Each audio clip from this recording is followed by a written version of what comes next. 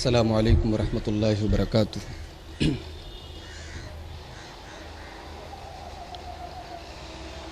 ان الحمد للہ نحمده ونستعینه ونستغفره ونعوذ باللہ من شرور انفسنا ومن سیئات اعمالنا من يهده الله فلا مضل له ومن يضلل فلا هادي له واشهد ان لا اله الا الله وحده لا شريك له واشهد ان محمدا عبده ورسوله يا ايها الذين امنوا اتقوا الله حق تقاته ولا تموتن الا وانتم مسلمون يا أيها الناس اتقوا ربكم الذي خلقكم من نفس واحدة وخلق منها زوجها وبث منهما رجالا كثيرا ونساء واتقوا الله الذي تساءلون به والأرحام إن الله كان عليكم رقيبا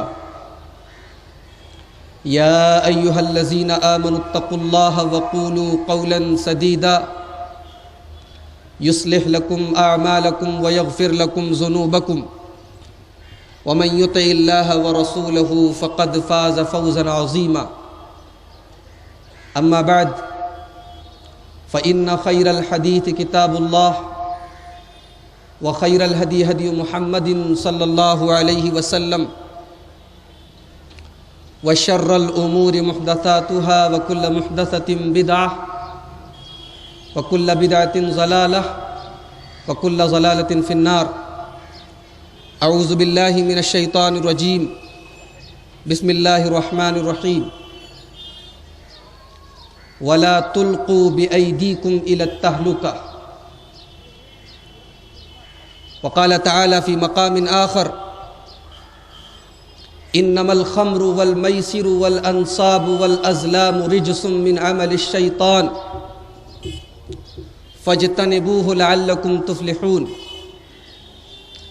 انما يريد الشيطان ان يوقع بينكم العداوة والبغضاء في الخمر والميسر ويصدكم عن ذكر الله وعن الصلاة فهل انتم منتهون۔ محترم صدر اجلاس،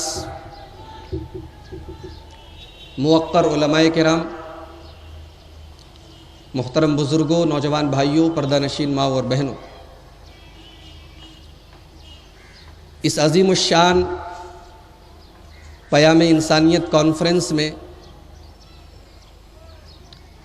مجھے جس موضوع پر کچھ گفتگو کرنے کا حکم دیا گیا ہے وہ ہے نشہ، ایک خطرناک سماجی لعنت۔ محترم سامعین، ہم سب الحمدللہ مسلمان ہیں، ہمارا دین دین اسلام ہے، اور اسلام یہ دین فطرت ہے۔ اسلام یہ اللہ تبارک و تعالیٰ کا پسندیدہ دین ہے، اور اللہ تبارک و تعالیٰ کی بارگاہ میں یہی دین قبول کیا جائے گا۔ اللہ نے قرآن میں فرمایا ان الدین عند اللہ الاسلام، اللہ کے نزدیک اگر کوئی دین قابل قبول ہے تو وہ اسلام ہے۔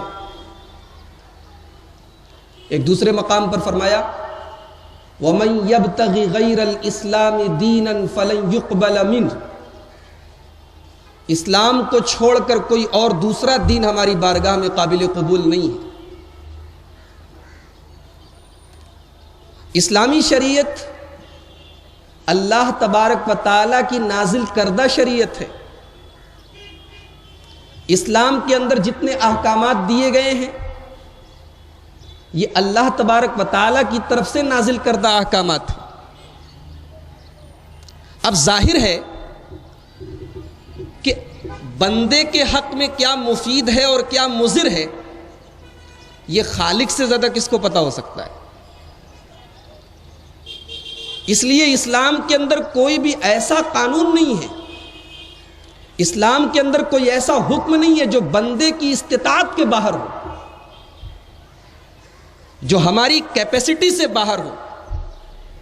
لا یکلف اللہ نفسا الا وسعہا۔ اسلام کے اندر کوئی ایسی تعلیم نہیں دی گئی جو ناٹ ایپلیکیبل ہو، جس پر عمل نہ کیا جا سکے۔ اسی طرح اسلام نے ہر اس چیز سے ہمیں روکا ہے جو ہمارے لیے مضر ہو، نقصان دہ ہو، چاہے ہمارے جسم کا نقصان ہو، چاہے ہماری روح کا نقصان ہو، چاہے ہماری عقل کا نقصان۔ انسان کے پورے جسم کے اندر سب سے اشرف چیز اس کی عقل ہے، اس کے اندر جو سوچنے سمجھنے کی صلاحیت ہے، جو دماغ ہے، اسی دماغ کی وجہ سے تو انسان جانوروں سے ممتاز ہے، ورنہ جانوروں اور انسان میں فرق کیا رہ جائے گا؟ اب اسلام بھلا کسی ایسی چیز کو استعمال کرنے کی کیسے اجازت دے سکتا ہے جس کا ٹارگٹ انسان کی عقل ہو، جو انسانی عقل کو زائل کر دے، برباد کر دے، تباہ کر دے؟ اسی لیے اسلام کے اندر نشہ کی کوئی گنجائش نہیں، ہر قسم کا نشہ اللہ کے پیارے نبی جناب محمد رسول اللہ صلی اللہ علیہ وسلم نے حرام قرار دیا۔ اور ایک عجیب بات آپ کو بتانے جا رہا ہوں،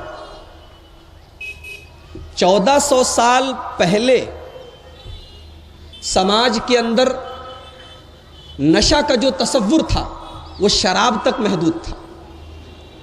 شراب کی کوالٹیز الگ الگ تھیں، انگور کی شراب ہے، کسی اور چیز کی شراب ہے، شراب ہی کی شکل میں ایک نشہ رائج تھا عموماً۔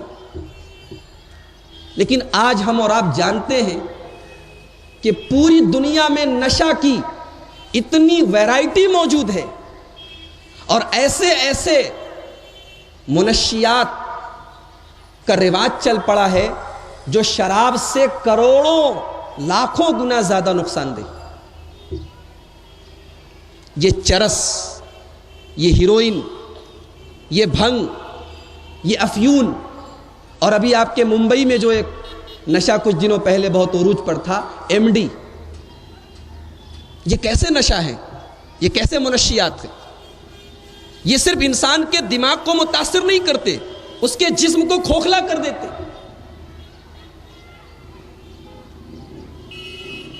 دنیا میں اس وقت 22 کروڑ لوگ نشے کی لعنت کے شکار ہیں، اور ہمارے ہندوستان کی سینٹرل گورنمنٹ کی رپورٹ ہے، شعبہ صحت کی رپورٹ ہے کہ ہندوستان میں ہر سال 10 لاکھ لوگ، میں 10 لاکھ کم بتا رہا ہوں، حکومت کی رپورٹ میں 10.9 لکھا ہوا ہے، تقریباً 11 لاکھ 11 لاکھ لوگ ہر سال سگریٹ اور تمباکو کے نشے کی وجہ سے مرتے ہیں، اس سے ہونے والی بیماریوں سے مرتے ہیں۔ اور ان مرنے والوں میں 70% لوگ 50 سال سے کم کے ہیں۔ کسی نے 20 سال کی عمر میں نشہ شروع کیا، 30 سال میں ختم ہو گیا۔ کسی نے 25 سال کی عمر میں نشہ شروع کیا، 40 سال میں ختم ہو گیا۔ گویا انسان نشہ کو نہیں کھا رہا ہے، انسان نشہ کا استعمال نہیں کر رہا ہے، نشہ انسان کو کھا رہا ہے۔ انسان شراب نہیں پی رہا ہے، شراب انسان کو پی رہی۔ تو ہمارے مذہب میں اسی لیے ہر قسم کے نشہ کو حرام قرار دیا گیا۔ آپ کو جان کر حیرت ہوگی کہ نبی اکرم جناب محمد رسول اللہ صلی اللہ علیہ وسلم کے زمانے میں صرف شراب کا رواج تھا، لیکن آپ نے فرمایا، صحیح مسلم کتاب الاشربہ کی روایت ہے، صحیح روایت ہے، صحیح مسلم کی روایت ہے، کل مسکر خمر وکل مسکر حرام ہر نشہ والی چیز شراب ہے اور ہر نشہ والی چیز حرام ہے. نبی اکرم کے الفاظ ہیں. یہ نہیں کہ صرف شراب ہی شراب ہے، دنیا کا کوئی بھی نشہ وہ شراب ہی ہے. یہ مت سمجھو کہ قرآن میں شراب کے بارے میں کہا گیا تو دوسرا نشہ جائز ہے. کل مسکر خمر، یہ الفاظ زبان رسالت سے نکلے ہوئے ہیں. یہ الفاظ محمد الرسول اللہ صلی اللہ علیہ وسلم کی مبارک زبان سے نکلے. اور آپ نے فرمایا کہ ہر نشہ والی چیز حرام ہے. ومن شربها فی الدنیا، اور جو دنیا میں شراب پیے گا، فمات وہو یدمنها، اور شراب میں یا نشے میں گرفتار ہو کے وہ مر جائے گا اسی حال میں بغیر توبہ کیے، لم یشربها فی الآخرہ، وہ آخرت میں شراب نہیں پیے گا. علامہ نووی لکھتے ہیں اس حدیث کا دو مطلب ہو سکتا ہے. ایک مطلب یہ بھی ہو سکتا ہے کہ جو آدمی شراب پی کر دنیا سے مرے گا بغیر توبہ کیے، دنیا سے چلا جائے گا، وہ جنت میں ہی نہیں جائے گا. لیکن پھر اس پر ایک اعتراض وارد ہوتا ہے کہ شراب جتنا بڑا بھی گناہ ہے، لیکن اگر ایک انسان توحید کا قائل ہے، موحد ہے، تو اس کے جنت میں جانے کا امکان تو بہرحال موجود ہے. تو علامہ نووی رحمۃ اللہ علیہ لکھتے ہیں اگر وہ شراب کا عادی انسان جنت میں چلا بھی گیا تو جنت میں جو ایک اسپیشل شراب ملے گی، جنت میں بھی شراب ملے گی. پتہ ہے آپ کو جنت میں بھی شراب ملے گی. کیسی شراب ہوگی؟ وَسَقَاهُمْ رَبُّهُمْ شَرَابًا طَهُورًا، وہ پاک صاف شراب ہوگی، اس میں کوئی نشہ نہیں ہوگا، اس کی لذت گندی نہیں ہوگی، اس کا ٹیسٹ خراب نہیں ہوگا. لا يصدعون عنها ولا ينزفون. جنت میں جو شراب ملے گی اس کا کیا کہنا، اس کو پینے کے بعد انسان کا سر نہیں چکرائے گا، وہ اپنے ہوش و حواس نہیں کھوئے گا، وہ ایک عجیب و غریب قسم کی لذت دے گی، اس کا ہم احساس بھی دنیا میں نہیں کر سکتے. تو جو آدمی دنیا میں نشہ کر کے مرے گا، چاہے وہ توحید پر ہی مرا ہو، اگر وہ جنت میں گیا تو یہ علامہ نووی رحمۃ اللہ علیہ شرح مسلم میں لکھ رہے ہیں کہ اس کو اللہ تبارک و تعالی جنت کی شراب، وہ جنت میں چلا بھی گیا تو جنت کی شراب جو جنت کی ایک بڑی نعمت ہے اس سے وہ محروم رہے گا. تو یہ حدیث پاک فیصلہ کر رہی ہے کہ صرف شراب حرام نہیں ہے، ہر نشہ حرام ہے. اسلام کے اندر کسی قسم کے نشہ کی کوئی گنجائش نہیں. یہی وجہ ہے کہ تمام آسمانی مذاہب میں شراب کو حرام قرار دیا گیا. یہاں تک کہ دور جاہلیت میں بھی بہت سارے لوگوں نے اپنے اوپر شراب کو حرام کر لیا تھا. اسلام کے آنے کے، اللہ کے پیارے نبی صلی اللہ علیہ وسلم کے آنے کے پہلے بہت سارے لوگوں نے زمانے جاہلیت میں اپنے آپ کے اوپر شراب حرام کر لیا. جب اللہ کے پیارے نبی جناب محمد رسول اللہ صلی اللہ علیہ وسلم دنیا میں تشریف لائے تو اس وقت پورے عرب میں شراب کا بہت رواج تھا. لوگوں کے گھروں میں شراب کے مٹکے اور گھڑے افراط میں رہتے تھے، بہت شراب پیتے تھے لوگ. اللہ تبارک و تعالی نے اپنے بندوں پر شفقت کرتے ہوئے، اپنے بندوں پر اپنی خاص رحمت کرتے ہوئے شراب کو بالکل پہلے ہی مرحلے میں حرام نہیں قرار دیا. شراب کو 3 الگ الگ اسٹیپ میں، 3 الگ الگ مراحل میں حرام قرار دیا گیا. سب سے پہلے شراب کا نقصان بتایا گیا. سورہ بقرہ آیت نمبر 219 آپ اٹھا کر دیکھیں، یہ شراب کے سلسلے میں پہلی آیت نازل ہوئی. يَسْأَلُونَكَ عَنِ الْخَمْرِ وَالْمَيْسِرِ قُلْ فِيهِمَا اسْمٌ كَبِيرٌ وَمَنَافِعُ لِلنَّاسِ وَإِسْمُهُمَا أَكْبَرُ مِن نَّفْعِهِمَا. اے میرے نبی، لوگ آپ سے شراب اور جوا کے بارے میں سوال کرتے ہیں، آپ انہیں جواب دے دیجئے. فِيهِمَا يَسْأَلُونَكَ عَنِ الْخَمْرِ وَالْمَيْسِرِ قُلْ فِيهِمَا اسْمٌ كَبِيرٌ. اے نبی آپ انہیں جواب دے دیجئے کہ شراب کے اندر بہت بڑا گناہ ہے، جوا کے اندر بہت بڑا گناہ ہے، وَمَنَافِعُ لِلنَّاسِ اور کچھ فائدہ بھی ہے، دنیاوی فائدہ ہے۔ شراب پینے سے ہو سکتا ہے تھوڑی آپ کے اندر چستی آ جائے، ہو سکتا ہے شراب پینے سے کچھ لوگوں کے اندر جنسی طاقت میں اضافہ ہو جائے، ہو سکتا ہے جوا کھیلنے سے کوئی آدمی راتوں رات لکھپتی بن جائے، کچھ وقتی یا دنیاوی فائدہ ہے۔ وَإِسْمُهُمَا أَكْبَرُ مِن نَّفْعِهِمَا لیکن اے نبی نے جواب دے دو کہ شراب اور جوا کا جو گناہ ہے وہ اس کے ان تھوڑے موڑے فائدوں سے بہت زیادہ خطرناک ہے۔ یہ پہلی آیت نازل ہوئی شراب کے بارے میں سورہ بقرہ کی آیت نمبر 219۔ اس آیت میں شراب کی نفرت دلوں میں ڈالی گئی اور یہ بتایا گیا کہ شراب سے تھوڑا بہت فائدہ تم حاصل کرتے ہو لیکن اللہ کو بہت ناپسند ہے، بہت گندی اور بہت گھناؤنی چیز ہے۔ اور اس آیت نے ہمیں ایک اصول بھی دیا کہ دنیا کی ہر چیز بالکل بری نہیں ہوتی، ہر چیز کا کوئی اچھا پہلو بھی ہوتا ہے۔ ہمیں یہ دیکھنا ہے کہ ہماری شریعت کے پوائنٹ آف ویو سے، ہمارے دین کے اعتبار سے کوئی چیز ہمارے حق میں کتنی فائدہ مند اور کتنی نقصان دہ۔ موبائل ہے آج کل کے زمانے میں، ٹی وی ہے، ہم سب جانتے ہیں ان کا منفی استعمال بھی ہے اور مفید استعمال بھی ہے۔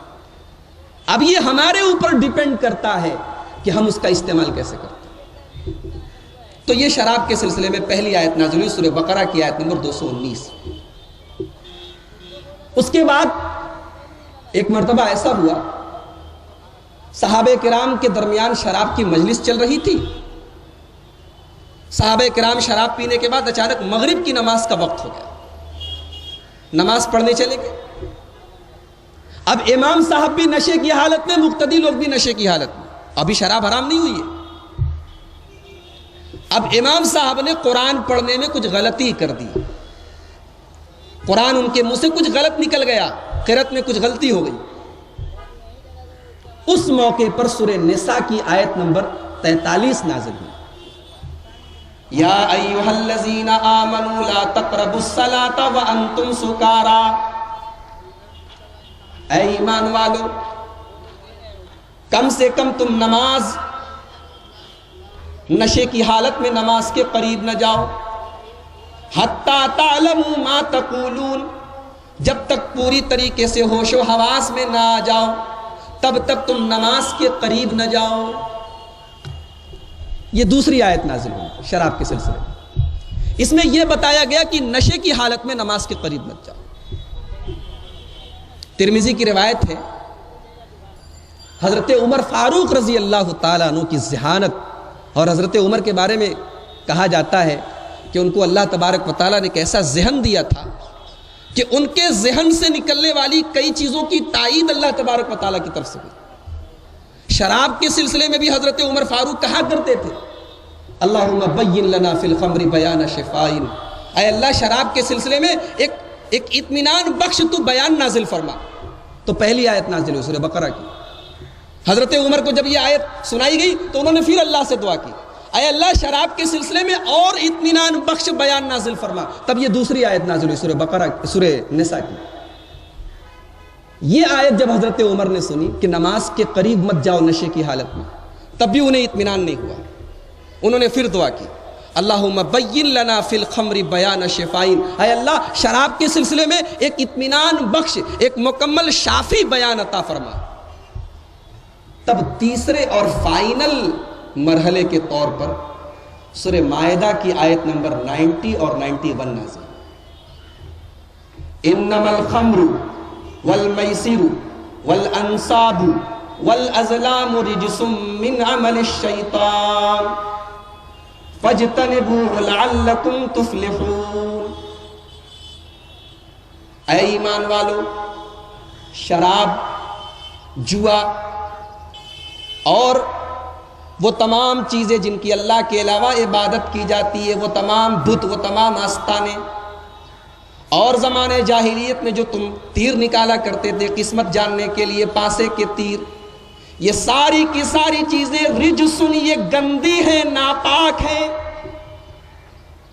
من عمل الشیطان، یہ شیطان کے کام ہے، فاجتنبوہ، ان سے بچو، لعلکم تفلحون، تاکہ تم کامیاب ہو جاؤ۔ انما یرید الشیطان ان یوقع بینکم العداوۃ والبغضاء، شیطان تو یہی چاہتا ہے کہ وہ شراب اور جوئے کے ذریعے تمہارے بیچ میں نفرت ڈال دے، تمہارے بیچ میں عداوت ڈال دے، وَيَصُدَّكُمْ عَنْ ذِكْرِ اللَّهِ، اور تم کو اللہ کے ذکر سے روک دے، وَعَنِ الصَّلَاةِ، اور نماز سے روک دے، فَهَلْ أَنْتُمْ مُنْتَهُونَ، تو کیا اب تم باز آؤ گے یا نہیں آؤ گے؟ یہ دو آیتیں نازل ہوئی۔ یہ قرآن کے اندر تیسری آیت نازل ہوئی شراب کے سلسلے میں۔ اب ذرا اس آیت پر غور کیجیے۔ اس میں پہلی غور کرنے والی بات یہ ہے کہ شراب اور جوئے کا ذکر شرک کے ساتھ کیا جا رہا ہے۔ انما الخمر والمیسر والانصاب، شراب اور جوئے کا ذکر بتوں کے ساتھ کیا جا رہا ہے، غیر اللہ کے نام پر جو آستانے بنائے گئے ہیں، جو تھان بنائے گئے ہیں، ان کے ساتھ شراب کا ذکر کیا گیا۔ اسی لیے اللہ کے پیارے نبی جناب محمد رسول اللہ صلی اللہ علیہ وسلم ایک حدیث میں جسے امام ابن ماجہ نے روایت کیا اور علامہ البانی نے حسن قرار دیا ہے، اللہ کے نبی فرماتے ہیں مدمن الخمر کعابد وثن، شراب کا جو آدمی عادی ہوتا ہے وہ بت کے پوجنے والے کی طرح، وہ سمجھو کہ بت کا پجاری ہے۔ تو پہلی چیز کہ شراب اتنی گندی چیز ہے، جوا اتنی خراب چیز ہے کہ اللہ تبارک و تعالیٰ نے شرکیہ افعال کے ساتھ اس کو ذکر کیا ہے۔ اس کے بعد کہا گیا کہ رجسن، گندی ہے۔ ہمارے علماء جانتے ہیں رجسن کا جو لفظ ہے اس کے معنی ہوتے ہیں ناپاک، ما یستقذرہ الشرع والعقل، رجس کہتے ہیں ایسی چیز کو جو شریعت کی نظر میں بھی گندی ہے اور عقل کی نظر میں بھی گندی ہے، اس کو بولتے ہیں رجس۔ تو شراب یہ عقلی اعتبار سے بھی نجس ہے اور شرعی اعتبار سے بھی نجس ہے۔ اس کے بعد کہا گیا کہ من عمل الشیطان، شیطان کا کام ہے۔ تمہاری شیطان سے کب دوستی ہونے لگی؟ تمہارے باپ کو جنت سے نکلوانے والا یہ، تمہارے بارے میں اللہ کے سامنے یہ وعدہ کرنے والا کہ قیامت تک میں تیرے بندوں کو بہکاؤں گا، شیطان سے کب تم کو بھلائی کی امید ہونے لگی؟ کب سے شیطان تمہارا بھلا چاہنے لگا؟ اے شراب کے ذریعے اپنی ٹینشن کو بھگانے والوں، من عمل الشیطان، یہ شراب یہ شیطان کا کرتوت ہے، یہ شیطان کی حرکت ہے، یہ شیطان کا پلان ہے تمہیں پھنسانے کے لیے۔ اس کے بعد کہا گیا فجتنبوہ، اس سے بچو، شراب سے بچو، جوئے سے بچو، شرکیہ افعال سے بچو، فجتنبوہ لعلکم تفلحون، تاکہ تمہیں کامیابی ملے۔ اب بتاؤ کہ جس چیز میں اللہ تبارک و تعالیٰ یہ بتا رہا ہے کہ اس سے بچو گے تب کامیابی ملے گی، اس کا مطلب یہ ہوا جس چیز کے بارے میں اللہ یہ کہہ دے کہ اس سے بچو تب کامیاب ہوگے، اس کا مطلب یہ ہوا کہ کرو گے تو ناکام ہو جاؤ گے۔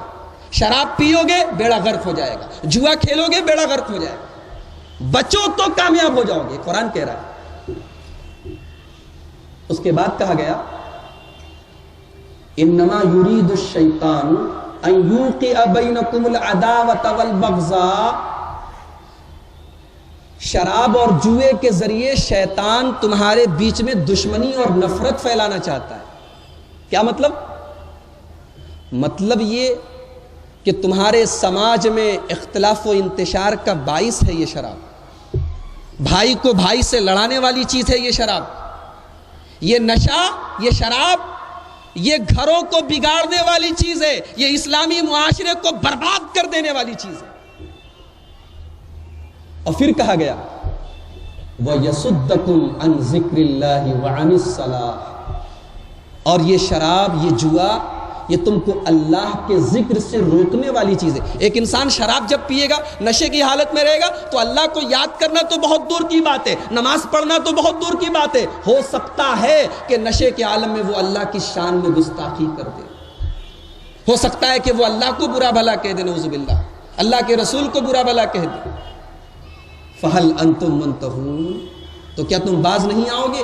کیا اب بھی تم شراب پیتے رہو گے؟ کیا اب بھی تم جوا کھیلتے رہو گے؟ جب یہ آیت نازل ہوئی تو ترمذی کی روایت ہے، حضرت عمر کہتے انتہینا انتہینا، اے ہمارے پروردگار ہم باز آ گئے، ہم باز آ گئے.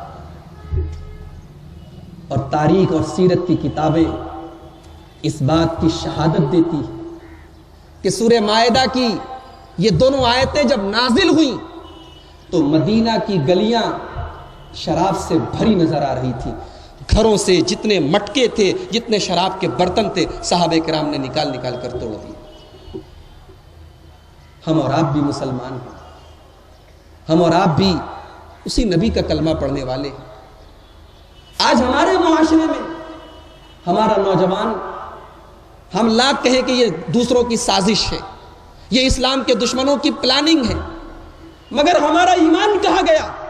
ہماری غیرت کہاں گئی؟ اللہ اور اس کے رسول پر ہمارا جو ایمان ہے، جو محکم یقین ہے، وہ کہاں گیا؟ غیروں نے سازش رچی اور ہم پھنس گئے، انہوں نے پلان بنایا اور ہم نے کامیاب بنا دیا. آج مسلمان نوجوان خاص طور سے نشے کا ٹارگٹ ہے. اور میں ایک جملہ بولتا ہوں، ایک زمانہ تھا جب لڑائی ہتھیار سے ہوتی تھی، لیکن آج ہتھیاروں سے لڑائی نہیں ہو رہی. ہتھیاروں سے افراد کو مارا جاتا ہے، لیکن نشہ ایک ایسی چیز ہے جس سے قوموں کو برباد کیا جا رہا ہے، پورا پورا سماج اور پورا پورا معاشرہ برباد کیا جا رہا ہے.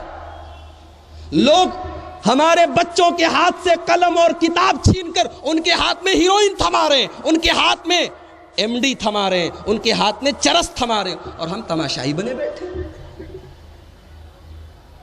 میرے بھائیوں، یہ اس امت کے مستقبل کے ساتھ کھلواڑ ہے.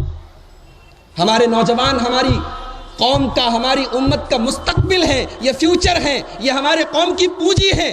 اگر یہ شراب اور ہیروئن کی لعنت میں گرفتار ہو جائیں گے تو ہماری قوم کا کیا ہوگا؟ جس نبی سے محبت کا ہم دم بھرتے ہیں، جس نبی کا نام آتا ہے تو ہم درود پڑھتے ہیں، جس نبی کے لیے ہم جان دینے کے لیے تیار رہتے ہیں، اس نبی نے کیا ہمارے سماج میں نشہ کے لیے کوئی جگہ چھوڑی ہے؟ اللہ کے پیارے نبی جناب محمد رسول اللہ صلی اللہ علیہ وسلم فرماتے ہیں، ابو داؤد شریف کی کتاب الاشربہ کی صحیح روایت ہے، لعن اللہ الخمر وشاربها وساقیها وبائعها ومبتاعها وعاصرها ومعتصرها وحاملها والمحمولة الیہ. شراب کے اوپر اللہ کی لعنت ہو، شراب پینے والے پر اللہ کی لعنت ہو، شراب پلانے والے پر اللہ کی لعنت ہو، شراب خریدنے والے پر اللہ کی لعنت ہو، شراب بیچنے والے پر اللہ کی لعنت ہو، شراب نچوڑنے والے پر اللہ کی لعنت ہو، شراب تیار کرنے والے پر اللہ کی لعنت ہو، شراب اٹھا کے کسی کے پاس لے جانے والے پر اللہ کی لعنت ہو، جس کے پاس شراب لے کر جائی جائے اس کے اوپر اللہ کی لعنت ہو. اور یہ مت سمجھیے کہ صرف شراب کی بات ہے، میں کہہ چکا ہوں، نبی نے خود فرما دیا کل مسکر خمر، ہر نشہ والی چیز شراب ہے. گویا ہمارے سماج میں نشہ استعمال کرنے والے، کروانے والے، اس کو سپلائی کرنے والے، اس کا سپورٹ کرنے والے، سارے کے سارے لوگوں پر اللہ کی لعنت ہے. یہ میں نہیں کہہ رہا ہوں، یہ جناب محمد رسول اللہ صلی اللہ علیہ وسلم کی زبان مبارک سے یہ لعنت کے کلمات نکلے. آج افسوس ہوتا ہے میرے بھائیوں، جو لوگ نشہ کرتے ہیں ان سے کبھی پوچھو کہ تم یہ نشہ کیوں کرتے ہو؟ کوئی کہتا ہے کہ میرے گھریلو حالات بہت خراب ہیں، میری بیوی سے میرا جھگڑا ہے، میں اپنی ٹینشن دور کرنے کے لیے نشہ کرتا ہوں. کسی کے اوپر پیار کا بھوت سوار ہے، وہ اپنی ناکام محبت کا غم بھلانے کے لیے نشہ کرتا ہے. کوئی بیچارہ کاروبار کو لے کر پریشان ہے، اپنے بزنس کو لے کر پریشان ہے، وہ اپنے ڈپریشن کو دور کرنے کے لیے شراب پیتا ہے، نشہ کرتا ہے، ہیروئن پیتا ہے، سگریٹ پیتا ہے. ارے اللہ کے بندو، مرد بنو مرد. مرد حالات کا سامنا کرتا ہے، پیٹ پھیر کر نہیں بھاگتا. تمہارے کاروبار میں تم کو ٹینشن ہے, گھریلو مسائل ہیں, تو اس کا طریقہ ہے کہ نشہ کرو, اپنے آپ کو گھلا دو, اپنے آپ کو ختم کر دو. کیا جو لوگ سگریٹ پی رہے ہیں وہ اپنے آپ کو موت کے پاس نہیں لے کے جا رہے ہیں؟ جو لوگ ہیروئن پی رہے ہیں وہ اپنے آپ کو خودکشی کی طرف نہیں لے کے جا رہے ہیں؟ جو لوگ نشہ کر رہے ہیں وہ تل تل نہیں مر رہے ہیں. یہ دیکھا گیا ہے کہ یہ نشہ اتنی منحوس چیز ہے, چاہے وہ کسی بھی چیز کا نشہ ہو. ایک بار آدمی فیشن میں کسی چیز کا نشہ کر لیتا ہے, شوق کے مارے کسی چیز کا نشہ کر لیتا ہے, لیکن وہی چیز بعد میں اس کی مجبوری بن جاتی ہے. ذرا سماج پر نظر اٹھا کے دیکھو, آج نشے کی لعنت کی وجہ سے کتنے نوجوان ایسے ہیں جن کا گھر برباد ہو چکا ہے. اپنے گھر کے سامان بیچ بیچ کر نشہ کر رہے ہیں, اپنے باپ کی جیب میں سے پیسہ چرا چرا کر نشہ کر رہے ہیں, لوگوں سے ادھار مانگ مانگ کر نشہ کر رہے ہیں, اور جب یہاں تک نوبت پہنچ گئی کہ بھیک مانگ مانگ کر نشہ کر رہے ہیں. یہ کہاں لے جا رہے ہو اپنے آپ کو؟ حالات, ہمارا مذہب, ہمارا اسلام ہمیں حالات سے لڑنے کی تعلیم دیتا ہے. ہمارا مذہب ہمیں خودکشی کرنے کی تعلیم نہیں دیتا. اللہ نے قرآن میں صاف صاف کہہ دیا, وَلَا تُلْقُوا بِأَيْدِيكُمْ إِلَى التَّهْلُكَةِ, اپنے آپ کو خودکشی میں مت ڈالو, اپنے آپ کو ہلاکت میں مت ڈالو.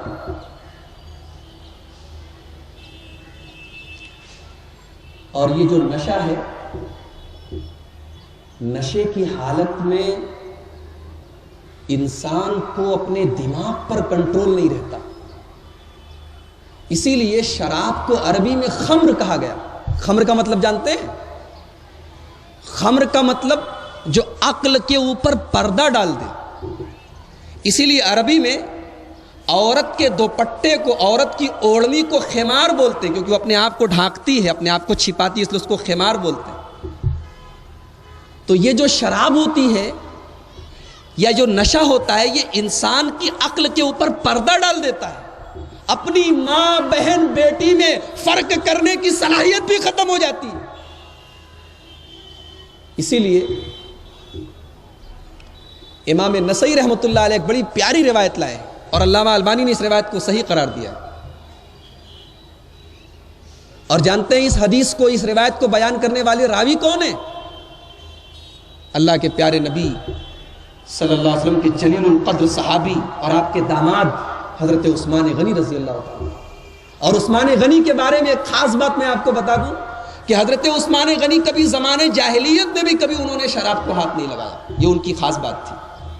وہ یہ روایت بیان کرتے ہیں. یہ نسائی کی روایت ہے, موقوف روایت ہے, اور علامہ البانی نے صحیح قرار دیا. حضرت عثمان کہتے ہیں, اجتنبوا الخمر, دیکھو شراب سے بچو, نشے سے بچو, اس لیے کہ شراب یہ ام الخبائث ہے, تمام برائیوں کی جڑ ہے. اس کے بعد حضرت عثمان غنی اپنی بات کی دلیل کے طور پر ایک واقعہ بیان کرتے ہیں. واقعہ کیا ہے کہ پہلے کے زمانے میں ایک آدمی تھا جو بہت عابد تھا, بہت بڑا عبادت گزار تھا, بڑی عبادت کرتا تھا, اللہ کو بہت یاد کرتا تھا. تو ایک بار ایک فاحشہ عورت نے, ایک بدچلن عورت نے اس نیک انسان کو پھنسانے کے لیے ایک پلان بنایا. پلان کیا بنایا؟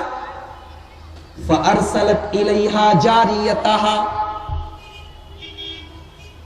اس نے اپنی ایک لونڈی کو اس کے پاس بھیجا, اس نیک آدمی کے پاس. وہ لونڈی آ کے کہنے لگی, اِنَّا نَدْعُوكَ لِلشَّهَادَةِ, چلیے ہم آپ کو گواہی دینے کے لیے لینے آئے ہیں, ایک جگہ گواہی دینی آپ کی ضرورت ہے, چلیے ہمارے ساتھ. وہ لونڈی اس نیک انسان کو لے کر گئی, اور جب اس مکان کے اندر داخل ہوئی تو جیسے ہی وہ عابد مکان کے اندر داخل ہوا, اس نے دروازہ بند کر دیا. اندر داخل ہوتا چلا گیا, دروازے بند کرتی چلی گئی, یہاں تک کہ چلتے چلتے وہ نیک اور عابد انسان ایک ایسے کمرے میں پہنچا جہاں ایک نہایت ہی خوبصورت عورت اور اس کے قریب ایک بچہ اور ایک شراب کا مٹکا رکھا ہوا. اس عورت نے کہا, میں نے تم کو گواہی دینے کے لیے نہیں بلایا ہے, میرا یہ پلان تھا، میں نے تم کو پھنسایا ہے، اب تم یہاں سے جا نہیں سکتے، سارے دروازے بند ہیں، اب یا تو تم میرے ساتھ زنا کرو، یا اس بچے کو قتل کرو، یا اس مٹکے سے شراب کا ایک جام نکال کر پیو، تین میں سے تم کو کوئی ایک کام کرنا ہے۔ اس عابد نے سوچا کہ زنا کرنے سے اور اس بچے کا قتل کرنے کے مقابلے میں شراب کا ایک جام پی لینا یہ تھوڑا معمولی اور ہلکا گناہ ہے۔ اس نے کہا کہ چلو ایک گلاس مجھے شراب دے دو۔ عورت نے شراب نکالی، اس نے پیا، پینے کے بعد کہا اور دو، کئی جام پی گیا، اور پھر نشے کی حالت میں عورت کے ساتھ زنا بھی کر دیا اور بچے کو قتل بھی کر دیا۔ عثمان غنی کہتے ہیں شراب سے بچو،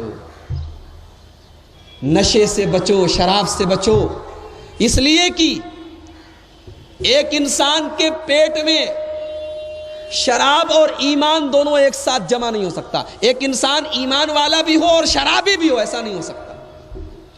اور امام نسائی رحمت اللہ علیہ اس حدیث کو لانے کے بعد باب کیا قائم کرتے ہیں؟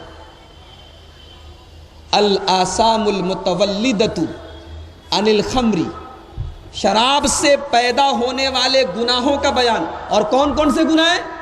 من ترک الصلوات، جیسے آدمی نماز چھوڑ دیتا ہے، جو شراب پیے گا وہ نماز چھوڑ دے گا۔ وقتل النفس، اور بے گناہوں کا خون کر دے گا۔ ووقوع علی المحارم، اور اپنی ماں کے ساتھ، اپنی بہن کے ساتھ اور اپنی بیٹی کے ساتھ بھی غلط کام کر سکتا ہے نشے کی حالت میں۔ بات سمجھ میں آئی؟ نشہ اتنی خراب چیز ہے، اتنی غلیظ چیز ہے کہ نشے کی حالت میں انسان محرم رشتہ داروں کے ساتھ، اپنی بیٹی کے ساتھ، اپنی ماں کے ساتھ، اپنی بہو کے ساتھ بھی غلط کام کر سکتا ہے۔ اسی لیے اللہ کے پیارے نبی فرماتے ہیں، صحیح بخاری کی روایت ہے، لا یزنی الزانی حین یزنی وہو مؤمن، جب کوئی آدمی زنا کرتا ہے تو زنا کرنے کی حالت میں وہ ایمان والا نہیں ہوتا۔ ولا یشرب الخمر حین یشربها وہو مؤمن، اور جب کوئی آدمی شراب پیتا ہے تو شراب پینے کی حالت میں وہ مومن نہیں ہوتا۔ ولا یسرق السارق حین یسرق وہو مومن، اور جب کوئی چوری کرنے والا چوری کرتا ہے تو وہ مومن نہیں ہوتا۔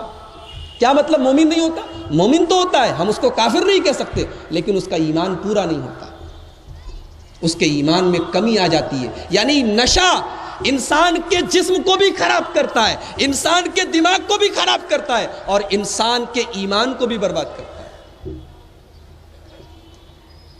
سوال یہ ہے کہ اس کا علاج کیا ہے؟ اگر کوئی نوجوان ہیروئن کا عادی ہو گیا، شراب کا عادی ہو گیا، فیشن کے طور پر سگریٹ پینا شروع کیا، اب سگریٹ کی لت لگ گئی، دوستوں کے ساتھ شادی بیاہ میں ایک آدھ گھونٹ شراب پی لیا، شراب کا عادی بن گیا، یہ اس لعنت سے چھٹکارا کیسے حاصل کیا جائے؟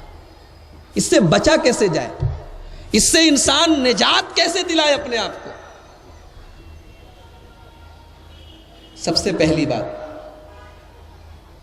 جو بھی ہمارا بھائی نشے میں گرفتار ہے، سب سے پہلے تو وہ یہ یاد رکھے کہ وہ بہت بڑی مصیبت میں گرفتار ہے۔ نشہ اپنے آپ میں بہت بڑی مصیبت ہے، اور ہمارے اوپر جو بھی مصیبت نازل ہو، ہمیں سب سے پہلے اپنا محاسبہ کرنا چاہیے، اور یہ یاد رکھنا چاہیے کہ وہ مصیبت ہمارے ہی برے کرتوتوں کا نتیجہ ہے۔ اللہ نے قرآن میں فرمایا، وَمَا أَصَابَكُم مِّن مُّصِيبَةٍ فَبِمَا كَسَبَتْ أَيْدِيكُمْ، جو بھی مصیبتیں تمہیں پہنچتی ہیں وہ تمہارے اپنے ہاتھوں کی کرتوت ہے۔ تو پہلی بات یہ یاد رکھو کہ تم اگر سگریٹ کا نشہ کر رہے ہو، تم شراب کا نشہ کر رہے ہو، تم ہیروئن کے عادی ہو، تو یہ تمہارے اپنے کرتوتوں کا پھل ہے اور نتیجہ ہے۔ اب علاج کیا ہے؟ سب سے پہلی چیز، اللہ سے سچی توبہ کرو۔ باپ کے کہنے پر سگریٹ مت چھوڑو، دوستوں کے سمجھانے پر سگریٹ مت چھوڑو، اللہ کے لیے، اللہ کی رضا کے لیے، کہ اللہ نے حرام قرار دیا ہے نشے کو، اللہ کے دین میں نشے کے لیے کوئی جگہ نہیں ہے۔ اے اللہ میں تجھے خوش کرنے کے لیے، تیری ناراضگی سے بچنے کے لیے، تیرے عذاب سے ڈرنے کے لیے آج عہد کرتا ہوں کہ میں نشہ چھوڑ دوں گا۔ تو اللہ کے لیے سچی توبہ کرو۔ جب اللہ کے لیے سچی توبہ کرو گے تو اللہ تمہاری مدد کرے گا، اور اس لعنت کو، اس نشے کو چھوڑنے میں تمہاری مدد کرے گا اللہ تبارک و تعالیٰ۔ نمبر 2، توبہ کر لیا، اب ایسا نہ ہو کہ صبح کو توبہ کیا، شام کو توبہ توڑ دیا۔ بہت سارے لوگ رمضان میں سگریٹ چھوڑ دیتے ہیں، کہہ رہے رمضان میں سگریٹ نہیں پئیں گے، اور عید والے دن دھواں چھوڑتے ہیں۔ ایسی توبہ نہیں چلے گی۔ توبہ کیا ہے تو ڈٹے رہو، دوبارہ نہیں کرنا ہے۔ کچھ بھی ہو جائے اب ہم وہ نشہ نہیں کریں گے۔ اللہ سے سچی توبہ کرو اور دوبارہ نہ کرنے کا پکا ارادہ۔ اور نمبر 3، جب جتنے دن تم نے نشہ کیا ہے ان کو یاد کرو اور سوچو کہ تم کتنا گندا کام کرتے تھے، کتنا گھناؤنا کام کرتے تھے۔ سگریٹ پی کر اپنے پھیپڑوں کو برباد کرتے تھے، ایم ڈی پی کر اپنی اتڑیوں کو جلاتے تھے، شراب پی کر اپنے آپ کو بیمار کرتے تھے، نشہ کر کے اپنے آپ کو مختلف بیماریوں کا شکار بنا رہے تھے۔ اپنے اس برے فعل کو یاد کر کے شرمندگی کا احساس اپنے اندر پیدا کرو۔ نمبر 4، جتنے تمہارے کمپنی میں، تمہارے فرینڈ سرکل میں، تمہارے دوستوں میں نشہ کرنے والے دوست تھے، ان سے دوستی ختم کرو۔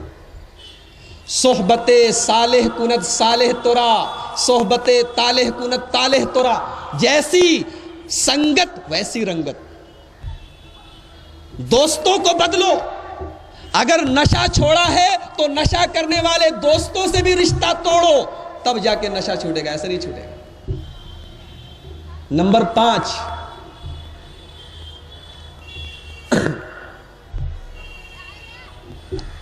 نشہ چھوڑا ہے تو یہ بھی یاد رکھو کہ ایک ذات ایسی بھی ہے جو کالی رات میں کالے پہاڑ پر چلنے والی کالی چیونٹی سے بھی واقف ہے۔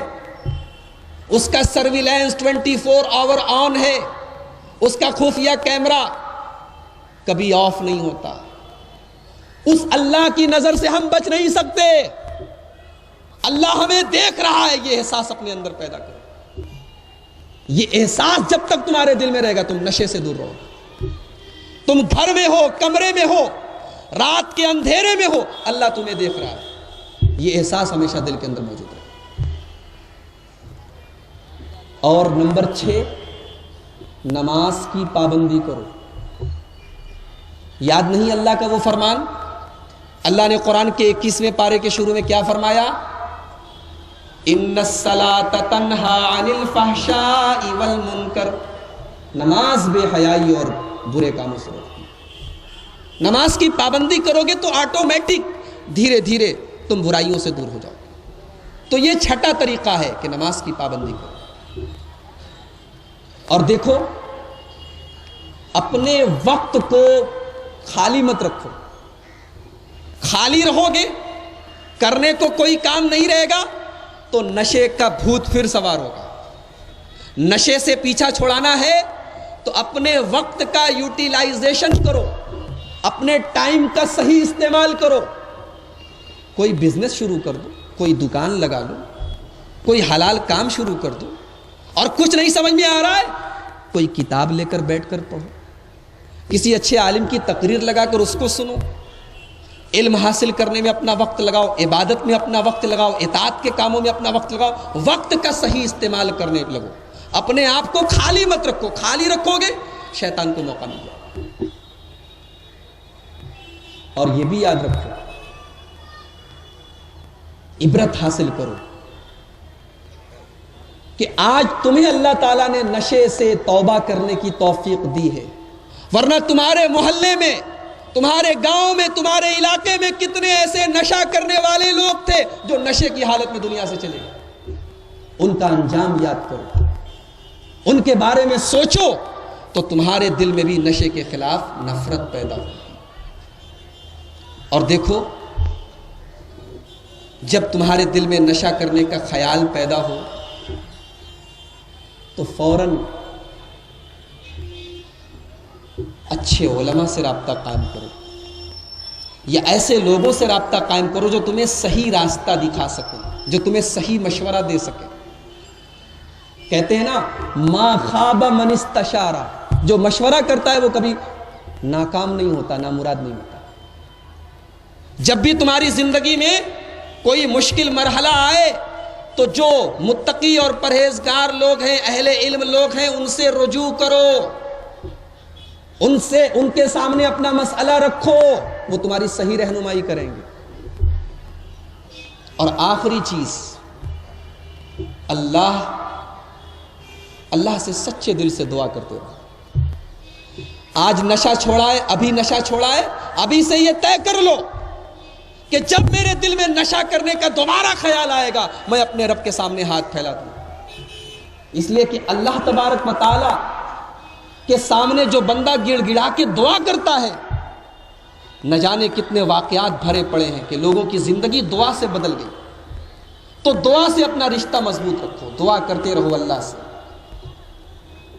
آج نشے کے خلاف تحریکیں چلتی ہیں، پوری دنیا میں نشے سے بچنے کے لیے عالمی یوم منشیات منایا جاتا ہے 26 جون کو۔ ہمارے وزیر اعظم نے ٹیلی ویژن کے ذریعے پورے ملک کو نشے سے اور خاص طور سے نوجوانوں کو نشے سے بچنے کی تلقین کی۔ لیکن میں یہ سمجھتا ہوں کہ ایک مسلمان کے لیے اس کا اللہ اور اس کے رسول پر ایمان اس کو نشے سے بچانے کے لیے کافی ہے۔ اگر ہم اپنے رب کے اوپر ایمان رکھتے ہیں، اپنے نبی کے امتی ہیں، اور ہمیں اپنے رب سے محبت ہے، اپنے نبی سے محبت ہے، تو یہ محبت کافی ہے ہمیں نشے سے پیچھا چھڑانے کے لیے۔ اور کبھی بھی یہ مت سوچو کہ یہ چھوٹا نشہ ہے، یہ بڑا نشہ ہے۔ سگریٹ بھی نشہ ہے، شراب بھی نشہ ہے، ہیروئن بھی نشہ ہے، ایم ڈی بھی نشہ ہے۔ اور اللہ کے پیارے نبی کا فرمان موجود ہے، ما اسکر کثیرہ فقلیلہ حرام۔ جو چیز زیادہ مقدار میں کھانے سے نشہ پیدا ہو، زیادہ مقدار میں استعمال کرنے سے نشہ پیدا ہو، اس کی تھوڑی مقدار بھی حرام ہے۔ میں ایک مرتبہ بنگال ایک پروگرام میں گیا، آپ کو یقین نہیں آئے گا، بنگال کے کچھ علاقوں میں ہمارے مسلمان بھائی چرس کا کاروبار کرتے ہیں۔ وہ باقاعدہ جلسوں میں آگے آگے رہنے والے نمازی 5 وقت کے، وہ چرس کا کاروبار کرتے ہیں، اس کی کھیتی کرتے ہیں، اس کو پڑوس کے ممالک میں بھیجا جاتا ہے۔ مجھے سن کر حیرت ہوئی کہ ایک مسلمان ایک خطرناک قسم کے نشے کا کاروبار کر رہا ہے، اس کی کمائی کھا رہا ہے اور اس کو غلط بھی نہیں سمجھ رہا ہے، عام بات ہے۔ میرے بھائیوں، ابھی تو اللہ کا فضل و کرم ہے کہ ابھی ہمارے نوجوانوں میں نشہ کرنے والے نوجوانوں کی اکثریت نہیں ہے، لیکن اس برائی کو اگر ہم نے برائی نہیں سمجھا تو ایک زمانہ ایسا آئے گا کہ ہر نوجوان آپ کو نشے کی لعنت کا شکار ملے گا۔ میں اپنے پیارے نبی کی ایک حدیث سنا کر اپنی بات ختم کرتا ہوں۔ ابن ماجہ کی حدیث ہے، کتاب الفتن کے اندر امام ابن ماجہ لائے ہیں اور علامہ البانی نے صحیح قرار دیا ہے۔ اللہ کے پیارے نبی جناب محمد رسول اللہ صلی اللہ علیہ وسلم فرماتے ہیں، لَيَشْرَبَنَّ نَاسٌ مِّنْ أُمَّتِي الْخَمْرَ، میری امت کے کچھ لوگ شراب پیئیں گے، يُسَمُّونَهَا بِغَيْرِ اسْمِهَا، شراب کا نام بدل دیں گے۔ ظاہر سی بات ہے، جب نبی نے خود فرمایا کہ کل مسکرن خمر، ہر نشہ والی چیز شراب ہے، لہٰذا چرس بھی شراب کے حکم میں ہے، گانجا بھی شراب کے حکم میں ہے، ہیروئن بھی شراب کے حکم میں ہے، ایم ڈی بھی شراب کے حکم میں ہے، تمباکو بھی شراب کے حکم میں ہے۔ میری امت کے کچھ لوگ شراب پیئیں گے، نام بدل دیں گے، ان کا حشر کیا ہوگا؟ یخسف اللہ بہم الارض، اللہ تبارک و تعالی ان کو زمین میں دھسا دے گا۔ زمین میں دھسانا یہ اللہ کا ایک عذاب بھی ہو سکتا ہے، اور اس کا ایک مطلب یہ بھی ہو سکتا ہے کہ انسان کی سوچ اتنی گر جائے گی کہ انسان بالکل سطحی سوچ کا ہو جائے گا، وہ بالکل گر جائے گا، بالکل گھٹیا سوچ کا ہو جائے گا، وہ اپنے دین اپنے اسلام سے بالکل بیگانہ ہو جائے گا۔ اور آگے کیا فرمایا؟ وَيَجْعَلُ مِنْهُمُ الْقِرَدَةَ وَالْخَنَازِيرَ، اور میری امت میں جو لوگ نشہ کریں گے اللہ تبارک و تعالیٰ ان کو بندر اور سور بنا دے گا۔ اس کا ایک مطلب یہ بھی ہے کہ بندروں اور سوروں کے جیسا مزاج بن جائے گا کہ کھاؤ کماؤ اور عیش کرو۔ ایک بندر کی زندگی کیا ہے، ایک سور کی زندگی کیا ہے؟ اس کو یا تو اپنے پیٹ کی فکر ہے یا اپنی شرمگاہ کی فکر ہے، اس کو کسی تیسری چیز کی فکر نہیں۔ اس حدیث کا ایک مطلب یہ بھی ہو سکتا ہے کہ وہ زمانہ ایسا آ جائے گا کہ لوگ بندروں اور سوروں کے جیسے ہو جائیں گے۔ اللہ تبارک و تعالیٰ سے دعا ہے الہ العالمین پوری دنیا کے انسانوں کو اور بالخصوص امت اسلامیہ کو اس خطرناک لعنت سے اے رب العالمین تو محفوظ رکھ۔ اے رب العالمین ہمارے نوجوانوں کو ہر قسم کے نشہ سے تو ان کی حفاظت فرما۔ رب العالمین نشہ کی قباحت اور خطرناکی کو ہم سب کو سمجھنے کی توفیق عطا فرما۔ ہم اللہ سے یہ بھی دعا کرتے ہیں کہ اللہ تبارک و تعالیٰ اس کانفرنس میں جو لوگ بھی دور دراز سے تشریف لائے ہیں اور جو بھی علماء کرام آئے ہیں، رب العالمین سب کو کہنے اور سننے سے زیادہ عمل کی توفیق عطا فرمائے۔ رب العالمین ہماری اس حاضری کو ہمارے لیے مغفرت کا ذریعہ بنائے، ہماری حاضری کو قبول فرمائے، جب تک دنیا میں زندہ رکھے اسلام پر زندہ رکھے اور خاتمہ ایمان پر ہو۔ آمین۔ وآخر دعوانا الحمدللہ رب العالمین، والسلام علیکم ورحمۃ اللہ۔